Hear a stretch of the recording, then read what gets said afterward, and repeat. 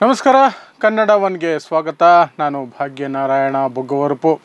ಇವತ್ತು ಖರ್ಗೆ ಅವರು ದೊಡ್ಡ ಆಪಾದನೆಯನ್ನು ಮಾಡಿದ್ರು ಮೋದಿ ಸರ್ಕಾರದ ವಿರುದ್ಧ. ಅದೇನು ಅಂತಂದರೆ 15,000 ಭಾರತೀಯರನ್ನು ಇಸ್ರೇಲ್ ಸೇನೆಗೆ ಯುದ್ಧದಲ್ಲಿ ಪಾಲ್ಗೊಳ್ಳೋದಕ್ಕೆ ಬಳಕೆ ಮಾಡಿಕೊಳ್ಳುವ ರೀತಿಯಲ್ಲಿ ಅವಕಾಶ ಮಾಡಿಕೊಡಲಾಗ್ತಿದೆ.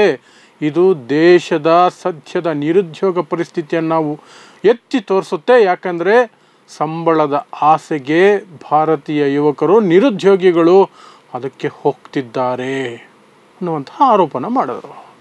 ನನಗೆ ಆಶ್ಚರ್ಯ ಆಯಿತು, ಇದು ಹೇಗೆ ಸಾಧ್ಯ ಅಂತ. ಆಮೇಲೆ ನಾನು ಒಂದಷ್ಟು ಕೆದಕೋಕ್ಕೆ ಶುರು ಮಾಡಿದೆ, ಅಲ್ಲಿ ಇಲ್ಲಿ ಮಾಹಿತಿಯನ್ನು ತೆಗೆದೆ. ನಾನು ಕೂಡ ಬೆಚ್ಚಿ ಬಿದ್ದೆ.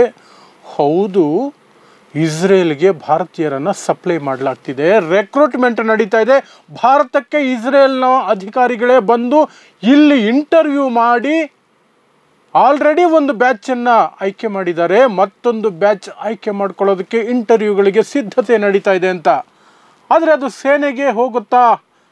ಸೇನೆಗೆ ಹೋಗೋದಾದರೆ ಯಾವ ರೀತಿ ಹೋಗಬಹುದು, ಅಥವಾ ಯಾವ ಹೆಸರಿನಲ್ಲಿ ರೆಕ್ರೂಟ್ಮೆಂಟ್ ನಡೀತಾ ಇದೆ ಅನ್ನೋದ್ರ ಬಗ್ಗೆ ನಾನೊಂದಷ್ಟು ಮಾಹಿತಿಯನ್ನು ಕಲೆ ಹಾಕಿದ್ದೀನಿ. ಅದನ್ನು ನಿಮ್ಮ ಮುಂದೆ ಇಡುವಂತಹ ಪ್ರಯತ್ನ ಮಾಡ್ತೀನಿ. ನಾನು ಎಲ್ಲ ಮಾಹಿತಿಯನ್ನು ಸಹ ನಾನು ಸ್ವರಾಜ್ಯ ಅನ್ನುವಂತಹ ವೆಬ್ಸೈಟ್ನಿಂದ ತೆಗೆದುಕೊಂಡಿದ್ದೀನಿ. ಅಲ್ಲಿ ಸ್ಪಷ್ಟವಾಗಿ ವಿವರವಾಗಿ ಕಳೆದ ಬಾರಿ ಎಷ್ಟು ಜನರನ್ನು ಆಯ್ಕೆ ಮಾಡಲಾಗಿತ್ತು, ಈ ಬಾರಿ ಎಷ್ಟು ಜನರನ್ನು ಆಯ್ಕೆ ಮಾಡಿಕೊಳ್ತಾರೆ ಅನ್ನೋದ್ರ ಬಗ್ಗೆ ಸ್ಪಷ್ಟವಾದ ಮಾಹಿತಿ ಇದೆ. ಸೊ ಎಲ್ಲಿಂದ ಆರಂಭಿಸೋದು ಅಂತಂದರೆ, ಯಾವ ಆಧಾರದ ಮೇಲೆ ಭಾರತೀಯರನ್ನು ಇಸ್ರೇಲ್ ಇಂಟರ್ವ್ಯೂ ಮಾಡಿ ಯಾವುದೇ ಹುದ್ದೆಗಾಗಿರಲಿ ಇಷ್ಟು ದೊಡ್ಡ ಪ್ರಮಾಣದಲ್ಲಿ ಆಯ್ಕೆ ಮಾಡ್ತಾ ಇದೆ, ನೌಕರಿ ಕೊಡ್ತಾ ಇದೆ ಅಂತ ನೋಡೋದಾದರೆ, ಅದು ನಮಗೆ ಸಿಗ್ತಾ ಇರೋದು ಕೌಶಲ್ಯ ಅಭಿವೃದ್ಧಿ ಸಹಕಾರ ಅಂತ. ಎರಡು ದೇಶಗಳ ನಡುವೆ ಕೌಶಲ್ಯ ಅಭಿವೃದ್ಧಿ ಅಂದರೆ ಸ್ಕಿಲ್ ಡೆವಲಪ್ಮೆಂಟ್ ಕೋಪರೇಷನ್. ನಿಮ್ಮಲ್ಲಿರುವಂಥ ಒಂದು ಸ್ಕಿಲ್ಲನ್ನು, ಕೌಶಲ್ಯವನ್ನು ನಮ್ಮ ದೇಶಕ್ಕೆ ಧಾರೆ ಕೊಡಿ, ನಮ್ಮ ದೇಶದ ಕೌಶಲ್ಯವನ್ನು ನಿಮ್ಮ ದೇಶಕ್ಕೆ ಧಾರೆ ಕೊಡ್ತೀವಿ ಅನ್ನುವ ರೀತಿಯಲ್ಲಿ ಒಂದು ಕಾರ್ಯಕ್ರಮ ಮಾಡ್ಕೊಂಡಿದ್ದಾರಂತೆ ಭಾರತ ಮತ್ತು ಇಸ್ರೇಲ್ ನಡುವೆ. ಇದು ಮೋದಿ ಮತ್ತು ನೆತನ್ಯಾಹು ಅವರ ಫ್ರೆಂಡ್ಶಿಪ್ನ ಫಲ ಇರಬೇಕು ಅಂತ ಅನಿಸುತ್ತೆ. ಆ ರೀತಿಯಾಗಿ ಈ ವೆಬ್ಸೈಟ್ ಹೇಳುತ್ತೆ, ಸ್ವರಾಜ್ಯ ವೆಬ್ಸೈಟ್, ಕಳೆದ ಬಾರಿ ಕೆಲವು ತಿಂಗಳ ಹಿಂದೆ 10,349 ಜನರನ್ನು ಆಯ್ಕೆ ಮಾಡಿಕೊಂಡಿದೆ. ಇಂಟರ್ವ್ಯೂ ನಡೆಸಿ ಇಸ್ರೇಲ್ ಅಧಿಕಾರಿಗಳು ಅಷ್ಟು ಜನರನ್ನು ನೇಮಕ ಮಾಡಿಕೊಂಡಿದ್ದಾರೆ.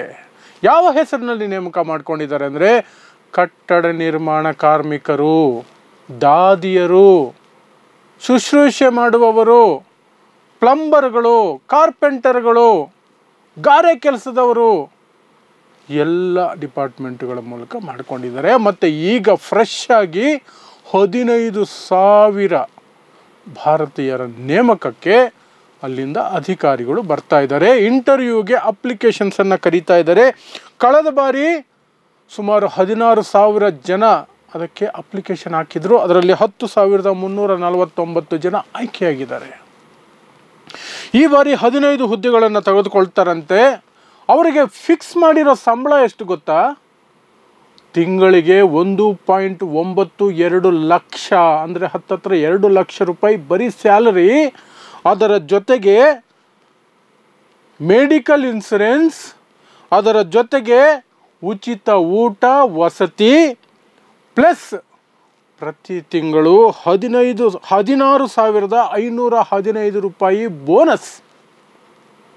2 ಲಕ್ಷದವರೆಗೆ ಸಂಬಳ, 1,92,000 ರೂಪಾಯಿ ಪ್ರತಿ ತಿಂಗಳ ಸಂಬಳ, ಪ್ಲಸ್ 16,515 ರೂಪಾಯಿ ಬೋನಸ್ಸು, ಮೆಡಿಕಲ್ ಇನ್ಶೂರೆನ್ಸು, ಊಟ ವಸತಿ, ಇಷ್ಟು ಕೊಡ್ತಾರಂತೆ. ಆಬ್ವಿಯಸ್ಲಿ ಪಾಪ ಯುವಕರು, ನಿರುದ್ಯೋಗಿಗಳು ಅಪ್ಲೈ ಮಾಡ್ತಾರೆ, ಇಸ್ರೇಲ್ಗೆ ಹೋಗ್ತಾರೆ. ಹೋದ ಮೇಲೆ ಅವರನ್ನು ಅದೇ ಕೆಲಸಕ್ಕೆ, ಯಾವ ಕೆಲಸಕ್ಕೆ ಅವರನ್ನು ಆಯ್ಕೆ ಮಾಡಿಕೊಳ್ಳಾಗಿತ್ತೋ, ಕಟ್ಟಡ ನಿರ್ಮಾಣ ಅಂತನೋ ಅಥವಾ ಅರೆ ಕೌಶಲ್ಯವಾದಂತಹ ಗಾರೆ ಕೆಲಸ ಆಗಿರ್ಬೋದು, ಪ್ಲಂಬರ್ ಆಗಿರ್ಬೋದು, ಇನ್ನಂಥದ್ದು ಕಾರ್ಪೆಂಟರ್ ಆಗಿರ್ಬೋದು, ಅದಕ್ಕೆ ಬಳಸ್ತಾರಾ? ಶುಶ್ರೂಷೆ ವ್ಯವಸ್ಥೆಗಳಿಗೆ ಬಳಸ್ತಾರಾ? ಯುದ್ಧದ ಸಮಯದಲ್ಲಿ ಕಳೆದ 1 ವರ್ಷದಿಂದ ಇಸ್ರೇಲ್ ಯುದ್ಧದಲ್ಲಿ ತೊಡಗಿದೆ. ಅವರು ಇದೆಲ್ಲ ಮಾಡ್ಕೊಂಡಿರ್ತಾರ ಅಲ್ಲಿ. ಅವರನ್ನು ಯಾವುದೋ ಒಂದು ರೀತಿಯಲ್ಲಿ ಇಸ್ರೇಲ್ ಸೇನೆಯ ಸೇವೆಗೆ ಬಳಸಲಾಗುತ್ತೆ. ದೊಡ್ಡ ಮೊತ್ತದ ಸಂಬಳ ಇರೋದ್ರಿಂದ ಇಲ್ಲಿನ ಯುವಕರು ಸಹ ಹೋಗ್ತಾರೆ, ಬಲಿಯಾಗ್ತಾರೆ. ಅದು ಅಲ್ಲದೇನೆ ಮಧ್ಯವರ್ತಿಗಳ ಕಾಟ ಬಹಳಷ್ಟಿದೆ. ಮಧ್ಯವರ್ತಿಗಳು ಯುವಕರನ್ನು ಪುಸಲಾಯಿಸಿ ಲಂಚನೂ ಪಡ್ಕೊಂಡು ತಿಂಗಳಿಗೆ 2 ಲಕ್ಷಕ್ಕಿಂತ ಜಾಸ್ತಿ ಸಂಬಳ, ಊಟ, ವಸತಿ ಎಲ್ಲ ಸಿಗುತ್ತೆ ಅಂತ ಅಲ್ಲಿಗೆ ಕಳಿಸ್ಕೊಡ್ತಾರೆ. ಇದು ಕೌಶಲ್ಯ ಅಭಿವೃದ್ಧಿ ಸಹಕಾರ ಅನ್ನುವ ಹೆಸರಿನಲ್ಲಿ ನರೇಂದ್ರ ಮೋದಿ ಅವರು ನಮ್ಮ ದೇಶದ ಯುವಕರಿಗೆ ಮಾಡಿಕೊಡ್ತಾ ಇರುವಂತಹ ಉದ್ಯೋಗ ವ್ಯವಸ್ಥೆ. ಅವರು ಅಲ್ಲಿ ಹೋದ್ಮೇಲೆ ಯುದ್ಧದಲ್ಲಿ ತೊಡಗಲ್ಲ ಅಥವಾ ಅವರ ಸೇನೆಯ ಸೇವೆಯಲ್ಲಿ ಅವರಿಗೆ ಯಾವುದೇ ರೀತಿಯಾದಂತಹ ಇದಿರಲ್ಲ, ಪಾಲ್ಗೊಳ್ಳುವಿಕೆ ಇರಲ್ಲ ಅನ್ನೋದಕ್ಕೆ ಯಾವ ಖಾತ್ರಿನೂ ಇಲ್ಲ. ಯಾಕೆಂದರೆ ರಷ್ಯಾ ಯುಕ್ರೇನ್ ಯುದ್ಧದಲ್ಲೂ ಸಹ ಇಲ್ಲಿ ಒಂದಷ್ಟು ಮಧ್ಯವರ್ತಿಗಳು, ಮಿಡ್ಲ್ ಮ್ಯಾನ್ಗಳು, ಬ್ರೋಕರ್ಗಳು ಇಲ್ಲಿನ ಯುವಕರಿಂದ ದುಡ್ಡು ಪಡ್ಕೊಂಡು ಒಳ್ಳೆ ಕೆಲಸ ಕೊಡಿಸ್ತೀವಿ ರಷ್ಯಾದಲ್ಲಿ ಅಂತ ರಷ್ಯಾ ಸೈನ್ಯದಲ್ಲಿ ಬಲವಂತಕ್ಕೆ ತುರುಕಿದ್ದಾರೆ. ಅಧಿಕೃತವಾಗಿ 30-40 ಜನ ಅದರಲ್ಲಿ ತೊಡಗಿರೋದ್ರ ಬಗ್ಗೆ ಮಾಹಿತಿಗಳು ಹೊರಗೆ ಬಂತು ಇತ್ತೀಚಿನ ದಿನಗಳಲ್ಲಿ. ಅದರಲ್ಲಿ 4 ಜನ ಸಾವಾಗಿದೆ ಯುದ್ಧದ ಸಂದರ್ಭದಲ್ಲಿ. ಯುಕ್ರೇನ್ ಜೊತೆ ಯುದ್ಧದಲ್ಲಿ ಸತ್ತು ಹೋಗಿದ್ದಾರೆ. ಭಾರತೀಯರು ರಷ್ಯಾ ಯುದ್ಧದಲ್ಲಿ ಪ್ರಾಣ ಕಳ್ಕೊಂಡಿದ್ದಾರೆ. ಅದರಲ್ಲಿ ಗುಜರಾತಿನವರು ಸಹ ಇದ್ದಾರೆ. ಪ್ರಾಣ ಕಳ್ಕೊಂಡವರಲ್ಲಿ ಗುಜರಾತಿನ ವ್ಯಕ್ತಿ ಸಹ ಇದ್ದಾನೆ.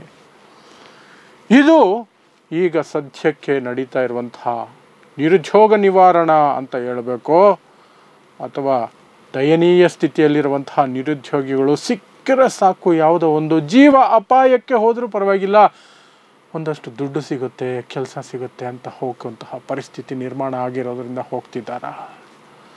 ಇದಕ್ಕೆ ಏನು ಕವಚವನ್ನು ಕೊಡುತ್ತೆ ಈ ಸರ್ಕಾರ? ಅವರನ್ನು ಆಯ್ಕೆ ಮಾಡಿದ ಕೆಲಸಕ್ಕೇನೆ ಅವರನ್ನು ಅಲ್ಲಿ ನೇಮಿಸಿಕೊಳ್ಳಲಾಗುತ್ತೆ. ಅವರ ಜೀವಕ್ಕೆ ಅಪಾಯ ಇಲ್ಲ, ಯುದ್ಧದಲ್ಲಿ ಅವರು ಪಾಲ್ಗೊಳ್ಳುವಿಕೆ ಇರೋದಿಲ್ಲ. ಯುದ್ಧ ನಡೀತಾ ಇರೋ ಸಂದರ್ಭದಲ್ಲಿ ಈ ರೀತಿ ಭಾರತೀಯರನ್ನು ಇಸ್ರೇಲ್ ಯಾಕೆ ಆಯ್ಕೆ ಮಾಡಿಕೊಳ್ಬೇಕು, ಯಾಕೆ ನೇಮಕ ಮಾಡಿಕೊಳ್ಬೇಕು? ಯಾವುದಕ್ಕೂ ಸರ್ಕಾರದ ಬಳಿ ಉತ್ತರ ಇಲ್ಲ. ಅದಕ್ಕೆ ಖರ್ಗೆ ಅವರು ಈ ಆರೋಪವನ್ನು ಮಾಡಿದ್ದಾರೆ. 15,000 ಜನರನ್ನು ಇಸ್ರೇಲ್ ಸೇನೆಗೆ ಆಯ್ಕೆ ಮಾಡಿಕೊಳ್ಳೋದಕ್ಕೆ ಅವಕಾಶ ಮಾಡಿಕೊಡುವ ರೀತಿಯಲ್ಲಿ ಇದಿದೆ ಅಂತ. Very very sad. ಇತ್ತೀಚೆಗೆ ಒಂದು ಡಾಕ್ಯುಮೆಂಟ್ರಿ ಬಂದಿತ್ತು. ರಾಹುಲ್ ಗಾಂಧಿ ತಮ್ಮ ವೆಬ್ಸೈಟ್ನಲ್ಲಿ ಹಾಕ್ಕೊಂಡಿದ್ರು, ತಮ್ಮ ಯೂಟ್ಯೂಬ್ ಚಾನಲ್ ಹಾಕ್ಕೊಂಡಿದ್ರು. ಅವರು ಸ್ವತಃ ಹೋದಂತಹ ಮನೆಗಳವು. ಅಲ್ಲಿ ಪಾಪ ಹರಿಯಾಣದ ಯುವಕರು ಕೆಲಸ ಇಲ್ಲದೆ 35-40 ಲಕ್ಷ ಲಂಚ ಕೊಟ್ಟು ಅಮೇರಿಕಾಗೆ ಕಳ್ಳದಾರಿಯಲ್ಲಿ ಹೋಗೋದಕ್ಕೆ ಪ್ರಯತ್ನ ಪಡ್ತಿರ್ತಾರೆ. ಆ ರೀತಿ ಹೋಗಿದರೆ ಸಹ ಹೋದವರ ಜೊತೆ ಅವರ ಕುಟುಂಬಗಳು ವಿಡಿಯೋ ಕಾಲ್ ಮಾಡಿ ಮಾತಾಡೋದನ್ನು ಒಂದು ವಿಡಿಯೋದಲ್ಲಿ ತೋರಿಸಲಾಗುತ್ತೆ. ಕರುಳು ಚುರ್ರನ್ನುತ್ತಾರೆ. ಆ ಕುಟುಂಬದ ಜೊತೆ ಅವ್ರು ಮಾತಾಡ್ತಿರ್ಬೇಕಾದ್ರೆ, ಆ ಮಕ್ಕಳು ಯಾವಾಗ ಬರ್ತೀಯ ಅಂತ ಕೇಳ್ತಿರ್ಬೇಕಾದ್ರೆ, ಆ ತಂದೆ ತಾಯಿ, ಹೆಂಡತಿ, ಅಕ್ಕ, ತಂಗಿ, ತಮ್ಮ ಎಲ್ಲ ಹೇಗಿದೆಯಾ ಅಂತ ಕೇಳ್ತಿರ್ಬೇಕಾದ್ರೆ ಕರುಳು ಚುರ್ರನ್ನುತ್ತೆ. ಯಾಕೆ? ಭಾರತದಲ್ಲಿ ಉದ್ಯೋಗ ಇದ್ದಿದ್ರೆ ಯಾಕೆ ಹೋಗ್ತಿದ್ರು ಆ ರೀತಿ? ಅದು ಕಳ್ಳದಾರಿಯಲ್ಲಿ. ಸಾಕಷ್ಟು ಸಮುದ್ರಗಳು ದಾಟಿ ಹೋಗಬೇಕಂತೆ, ಒಂದು ದೇಶದಿಂದ ಒಂದು ದೇಶಕ್ಕೆ ಜಿಗಿಬೇಕಂತೆ, ಕಾಡಿನ ಮಧ್ಯೆ ಹೋಗ್ಬೇಕಂತೆ, ಅಲ್ಲಿ ದರೋಡೆಕೋರರಿಂದ ಒಂದಷ್ಟು ಹತ್ಯೆಗಳು, ಲೂಟಿ ಎಲ್ಲ ಆಗುತ್ತಂತೆ, ಬಾರ್ಡರ್ಗಳಲ್ಲಿ ಶೂಟಿಂಗ್ ಆಗುತ್ತಂತೆ. ನಿನ್ನೆ ಮೆಕ್ಸಿಕೋದ ಬಾರ್ಡರ್ನಲ್ಲಿ ಅಮೇರಿಕ ಪ್ರವೇಶ ಮಾಡೋದಕ್ಕೆ ಪ್ರಯತ್ನ ಪಡ್ತಿದ್ದಂತಹ ವ್ಯಾನ್ ಮೇಲೆ ಶೂಟೌಟ್ ಆಗಿದೆ. ಭಾರತೀಯರು ಸಹ ಒಂದಷ್ಟು ಜನ ಸತ್ತೋಗಿದ್ದಾರೆ. ಮೆಕ್ಸಿಕೋ ಸೈನ್ಯ ಶೂಟ್ ಮಾಡಿದೆ ಆ ವ್ಯಾನ್ ಮೇಲೆ, ಬಸ್ಸಿನ ಮೇಲೆ, ಅಲ್ಲಿ ಸತ್ತೋಗಿದ್ದಾರೆ. ಭಾರತದಲ್ಲಿ ಅಂತಹ ಪರಿಸ್ಥಿತಿ ಇದೆ. ಇವರೆಲ್ಲರೂ ಸಹ ಹಿಂದೂ ಮುಸ್ಲಿಂ ಗೇಮ್ ಆಡೋದ್ರಲ್ಲಿ ಬಿಸಿ ಇದ್ದಾರೆ. ಸೊ ಈ ಇಸ್ರೇಲ್ಗೆ 15,000 ಈಗ ರೆಕ್ರೂಟ್ಮೆಂಟ್ ಆಗೋಕೆ ಹೊರಟಿರುವಂತಹದ್ದು. ಈಗ ಆಲ್ರೆಡಿ 10,349 ಜನ ಆಯ್ಕೆಯಾಗಿರೋದ್ರ ಬಗ್ಗೆ ಸರ್ಕಾರ ಸ್ಪಷ್ಟತೆಯನ್ನು ಕೊಡಬೇಕು. ಆ ಕುಟುಂಬಗಳಿಗೆ ಒಂದು ಗ್ಯಾರಂಟಿಯನ್ನು ಕೊಡಬೇಕು. ಇಸ್ರೇಲ್ ಜೊತೆ ಈ ರೀತಿಯಾದಂತಹ ಸಹಕಾರಕ್ಕೆ ಮುಂದಾಗಿರೋದು ಅದು ಯುದ್ಧದ ಸಂದರ್ಭದಲ್ಲಿ ಯಾಕೆ ಅನ್ನೋದ್ರ ಬಗ್ಗೆ ವಿವರಣೆ ಕೊಡಬೇಕು, ಇಡೀ ದೇಶಕ್ಕೆ ಕೊಡಬೇಕು ನರೇಂದ್ರ ಮೋದಿ ಅವರು. ಅಲ್ಲಿ ಯುದ್ಧ ನಡೀತಾ ಇದೆ, ಆ ದೇಶದವರು ಇಲ್ಲಿಗೆ ಬಂದು ನಮ್ಮ ಯುವಕರನ್ನು ಆಯ್ಕೆ ಮಾಡಿಕೊಂಡು ಕರ್ಕೊಂಡು ಹೋಗ್ತಾರೆ ಅಂದರೆ ಏನು ಮಾಡ್ತಾರೆ ಅಂತ. ಆದರೆ ಈ ಪ್ರಶ್ನೆಗಳನ್ನು ಕೇಳಿದ್ರೆ ದೇಶದ್ರೋಹಿ ಆಗ್ತೀವಿ. ಈ ಪ್ರಶ್ನೆಗಳನ್ನು ಕೇಳಿದ್ರೆ ಧರ್ಮ ವಿರೋಧಿನೂ ಆಗ್ತೀವಿ. ದುರಂತ. ಆ ದುರಂತದ ನಡುವೆ ನಮ್ಮಂಥವರು ಕಿರ್ಚಾಡಬೇಕು ಅಷ್ಟೇ. ನೋಡ್ತಾ ಇರಿ ಸಮಾಜಕ್ಕಾಗಿ ಕನ್ನಡ 1 ನ್ಯೂಸ್. ನಮಸ್ಕಾರ.